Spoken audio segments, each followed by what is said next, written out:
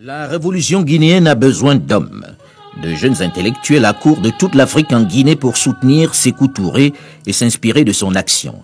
S'il ne peut plus compter sur l'appui de l'ancienne métropole, le leader guinéen n'est pas isolé pour autant.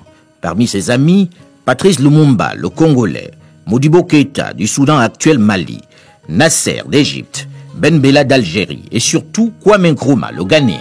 C'est toutes les figures du tiers-monde engagées.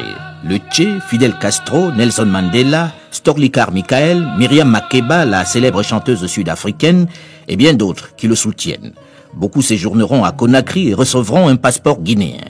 Boudé par l'Occident, fort de ses convictions socialistes, il se tourne vers l'Est, l'Union soviétique, la Chine populaire, le Vietnam. S'il fustige l'impérialisme, le président n'en néglige pas pour autant les États-Unis d'Amérique. Il sera reçu par le président Eisenhower dès 1959, puis par les présidents Nixon et Kennedy. Élu à la magistrature suprême en 1961, il multiplie alors les visites officielles. Sa priorité, son credo, c'est l'unité africaine, une tâche à laquelle il va s'atteler jusqu'à ses derniers jours. L'indépendance de la Guinée ouvre une ère nouvelle pour la formation d'un État africain puissant. Notre choix dépasse donc le cadre du territoire. C'est une option au nom de tous les peuples coloniaux d'Afrique. Le rêve de tout État fraîchement indépendant. Sékou Touré tient à y faire entrer la Guinée. Une décision hautement symbolique à laquelle Paris est fortement opposé. La délégation française menace même d'utiliser son droit de veto. Le bras de fer va durer plusieurs mois. Le 12 décembre 1958, avec l'abstention de la France, la Guinée est admise au 82e siège des Nations Unies. L'ONU, le président Sékou Touré lance un appel au monde entier.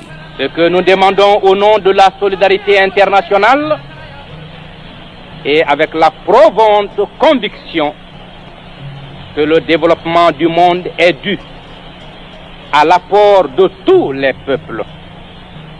C'est une aide fraternelle qui permette à l'Afrique de se libérer entièrement de la contrainte et de l'exploitation étrangère. Je crois exprimer ici le choix des peuples sous-développés du monde lorsque j'affirme qu'à travers eux, l'Afrique est partie à la rencontre du monde. Lansana Sako. Il a été un grand homme, un grand Guinéen, un grand Africain.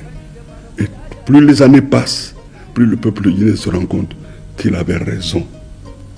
Parce qu'il y a des choses que Sékou dénonçait que nous continuons encore à retrouver. L'injustice dont nous sommes l'objet, dans la coopération avec les puissances étrangères. Une frange non négligeable de la population manifeste des regrets pour le temps de Sékou Touré. Au temps de Sékou Touré, chaque 3 mois, il y avait un contrôle d'État. On faisait rendre aux voleurs tout ce qu'ils avaient détourné. Le temps de Sékou Touré, c'était bien. Tout est normal. Tout était normal, rien ne manquait. Ce que tu voulais, tu pouvais l'avoir par ton travail. Mais aujourd'hui, on n'a pas de travail. André Touré. L'histoire n'est pas une course de vitesse. Et le temps aussi est le meilleur juge de l'histoire. Moi, je me fais arrêter quelquefois dans la rue. Ah, c'est la femme de notre chef, notre Mangefani, notre bon chef. C'est ça. Parce que lui, c'est le peuple qui comptait au-dessus de tout. Et nous, la famille rapprochée, nous venions après ce peuple-là. Moi, dès que je me suis mariée, j'ai compris cela parce que mon mari m'a dit, après le mariage, il m'a dit, ah, tu es une épouse terrible, c'est la politique. Il est resté le même, il n'a pas changé. Il a lutté jusqu'au dernier souffle de sa vie. Parce que tous les jours que Dieu faisait, tous les complots sont vrais. On vous dira, c'est pas vrai, c'était vrai. C'était ourdi par le camp occidental globalement pris.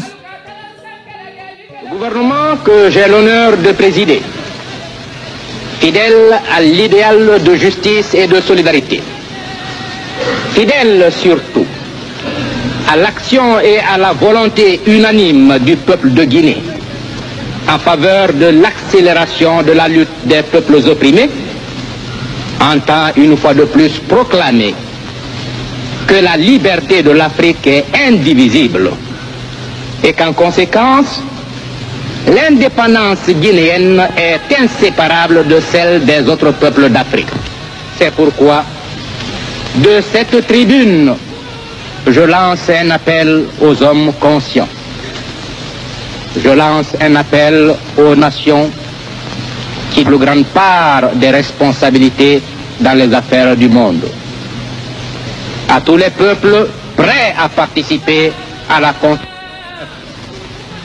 Le monde du triomphe de l'intelligence et des valeurs humaines. Désormais, ils sont dans le pays qu'ils ont aimé et défendu.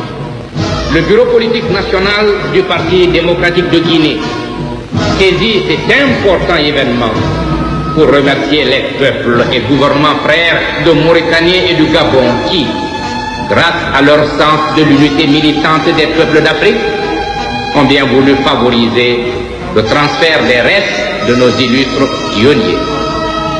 En ces jours de victoire, notre peuple se fait le devoir de saluer la mémoire de tous les hommes illustres, de tous les combattants qui, au service de leur peuple et de l'humanité, jouent la cause juste et permanente du bonheur social et humain.